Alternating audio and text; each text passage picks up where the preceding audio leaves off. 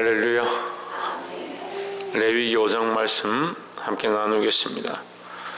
레위기 5장 말씀은 이 속죄제와 속건제에 대한 구체적인 부분들에 대해서 설명하고 있습니다. 특별히 5장 1절에서 누구든지 증인이 되어 맹세시키는 소리를 듣고도 그 본 일이나 아는 일을 진술치 아니하면 죄가 있나니 그 허물이 그에게로 돌아갈 것이요 했습니다.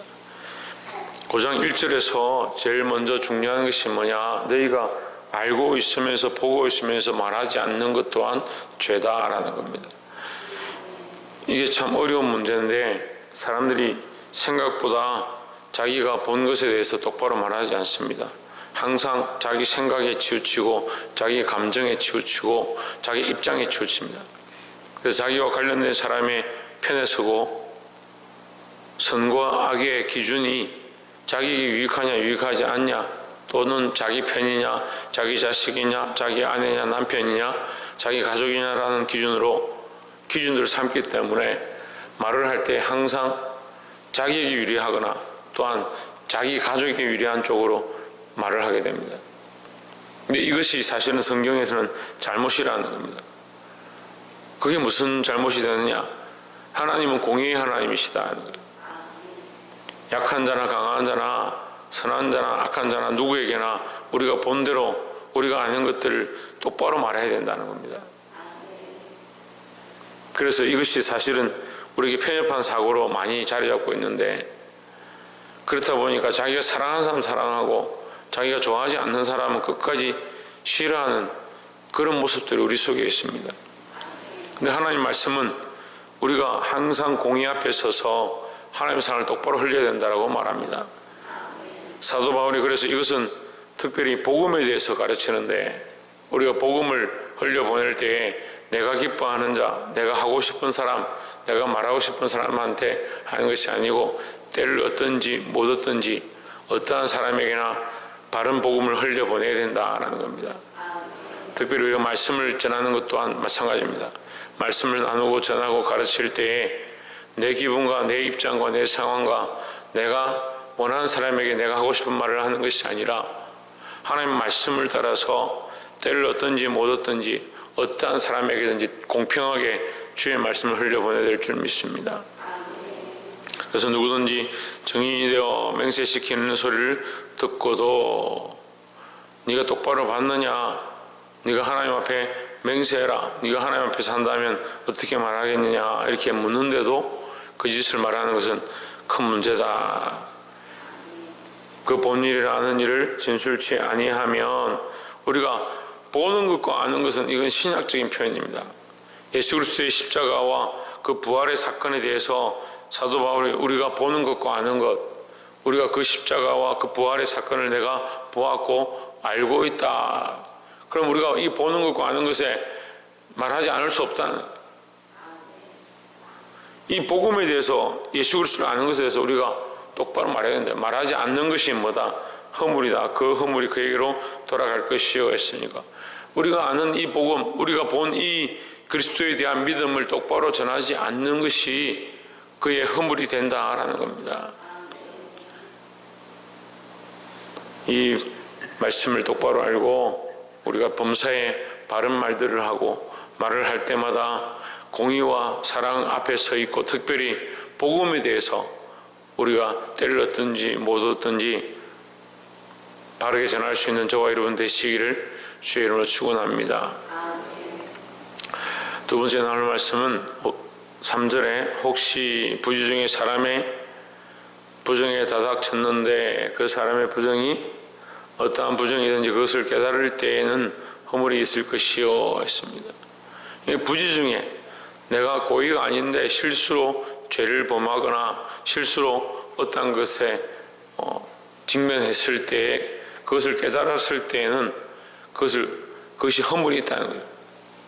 깨달았을 때 우리가 알지 못하고 죄를 지었다 하더라도 깨닫게 되었을 때는 어떻게 해야 되냐? 회개해야 된다는 거죠. 4절에 또 혹 누구든지 무심 중에 입으로 맹세를 바라여 악을 하리라 하든지 선을 하리라 하면 그 사람의 무심 중에 맹세를 바라여 말한 것이 어떠한 일이든지 깨닫지 못하다가 그것을 깨달을 때에는 그중 하나의 허물이 있을 것이니 했습니다. 무심코 한 말도 또한 그것 또한 누가 했느냐? 네가 했다, 내가 했다라는 우리가 입장을 가지고 내가 무심결에 또는 혹시 부지 중에 실수했다 하더라도 우리가 하나님 앞에 생각나면 그것 또한 뭐 해야 된다? 회개해야 된다는 거죠. 죄가 우리가 범죄하지 않았어도 죄는 우리 문 앞에 엎드리고 있습니다. 가인과 아벨의 사건에서도 가인이 아벨을 죽이지 않았지만 그가 분노가 치밀었을 때 하나님께서 죄가 지금 네 문 앞에 엎드려 있다라고 말씀하시는 겁니다. 우리가 그것을 행하지 않아도 우리의 마음을 먹은 것과 우리 눈앞에 일어나는 것들, 나도 모르게 내 입으로 내뱉은 것들, 무심결에 한 것들, 부지중에 한 것, 알지 못하고 한 것들 다 하나님 우리의 죄의 모습이다라고 하는 겁니다. 그래서 하나님은 하나님 앞에서 행해서 완전하게 원하신다. 우리가 이것을 완전할 수 없죠. 인간이 어떻게 완전하겠습니까? 하지만 이것 또한 우리가 하나님 앞에 할 수만 있다면 하나님께서 생각나게 하시는 부분들을 회개해야 된다라는 겁니다. 저도 은혜를 받고 하나님의 그 성령의 체험들을 몇 번 했었는데 성령께서 역사하시면 지은 죄들이 많이 생각납니다. 지금까지 살아오면서 몰랐던 것들, 저 처음 예수 믿고 회개를 배웠을 때 성령께서 저에게 역사하셨는데 그 살아온 생애가 십몇 년밖에 되지 않는데 어려서 태어났을 때부터 있었던 모든 지은 죄들 다 파노라마처럼 그림처럼 이렇게 지나가게 하셨다. 그런 감정들을 많이 듣습니다. 하나님 앞에 기도하니까 하나님께서 다 생각나게 하셨다. 생각나게 하면 뭐 해야 됩니까? 회개를 해야죠.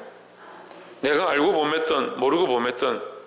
근데 오늘날 다들 뭐 하냐면요, 뭐 우리가 뭐 잘못했냐, 뭐 이 정도 했다고 하고 이렇게까지 하느냐, 다 그렇게 생각합니다. 그러니까 뭘 안 합니까? 회개를 하지 않습니다. 그 문제들을, 그 상황들을 하나님 앞에서 보면요 너무나도 큰 죄인데 사람에게 비교하니까 자기는 그렇게 안 하나? 내가 조금 했다고 내보고 잘못했다라고 야단치고 회개하라고 그렇게 하냐?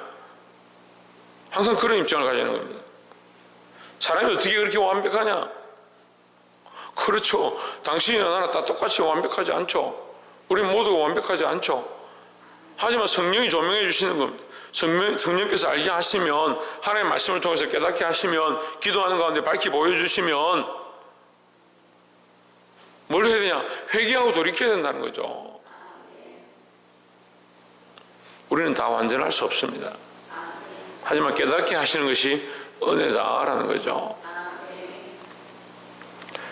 깨달아 알고 하나님 앞에 우리의 연약함들을 늘 회개하시는 저와 여러분 되시기를 주의 이름으로 축원합니다. 마지막 세 번째로 7절에 만일 힘이 어린 양이 미치지 못하거든 그 범과를 속하기 위하여 산비둘기 둘이나 집비둘기 새끼 둘을 여호와께로 가져가되 하나는 속죄 제물을 삼고 하나는 번제물을 삼아 했습니다. 여기 힘이 미치지 못한다. 이게 가난하다는 거죠. 양이나 염소를 잡을 능력이 되지 않을 만큼 집안 형편이 어렵다. 가난한 자들이다. 하나님 앞에 사실 빈부격차가 중요하지 않습니다. 하나님은 뭘 보시느냐?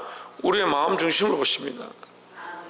그래서 두렙돈 드린 과부가 가장 많은 것을 드렸다라고 인정했던 것처럼 예수님께서 그를 인정하시고 축복하셨던 것처럼 우리가 얼마를 드리냐, 얼만큼 드리냐 별로 중요하지 않습니다. 근데 오늘날 사실 우리 공부할 때는 다 어린 양을 잡아야 되고 순양을 잡아야 되고 이렇게 알고 있지만 지금 이 성경은 거기에 미치지 못한다면 너희가 어떤 것을 드리는 것보다 더 중요한 게 뭐냐?